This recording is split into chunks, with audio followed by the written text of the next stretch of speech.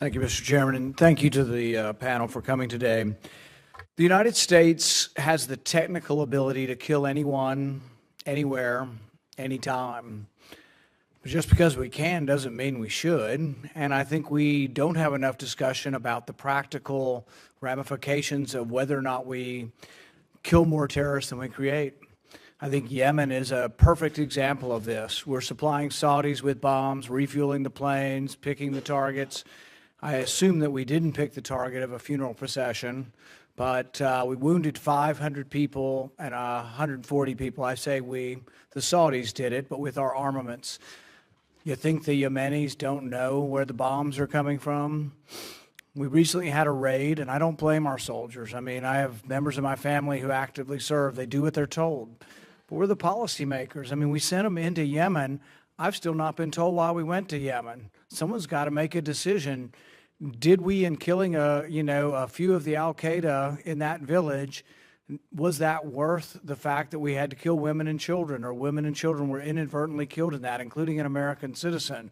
So I guess my question to Dr. Rand is, do you think we're adequately weighing whether we're creating more terrorists than we kill, whether we're doing more good than we are doing harm, whether we are safer or more at risk? I think your testimony was at least reasoned in the sense that, will we be better off? Yes, we can take a new port in Yemen. We can do anything.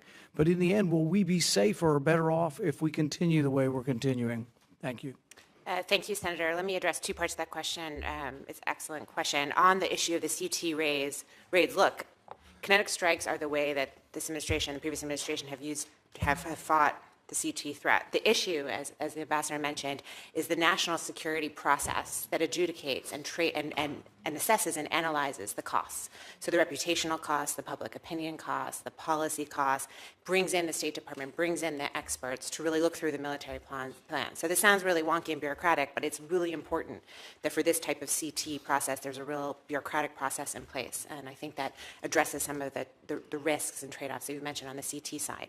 On the Houthi side, you're absolutely right. In IHL issues, there are strikes that are international humanitarian law. There are strikes that can be lawful in the sense that they're proportionate and indiscriminate, but they're not wise. And that's something that our targeters in Afghanistan learned when they were fighting a counterinsurgency. Generals McChrystal, Petraeus, et cetera. They learned that in fighting insurgents, you need to pick your targets really carefully because you're focusing on the hearts and minds. And I'd like to follow up real quickly with one additional question.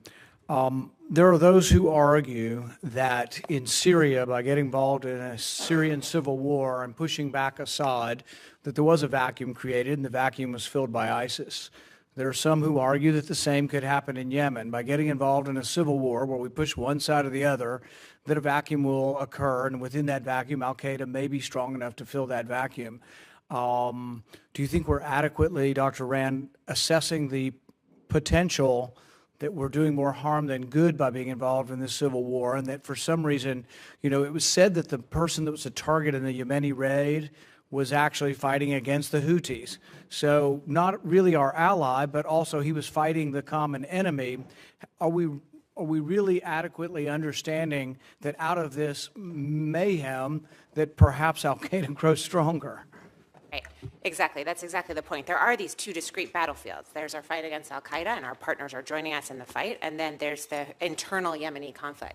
The problem is, if you're in Yemen on the ground, you can't differentiate always, and it's easy, as I said in my testimony, my written testimony, just to blame America. America's involved, and so in both cases, this is adding fuel to the fire, and that's why I respectfully disagree with my colleague about the value of a new offensive. We've already tried for 2 years the strategy of offensives to retake areas to allow for the political dynamics to change, and there are significant costs to our relationships, to the civilians of Yemen, to our reputation.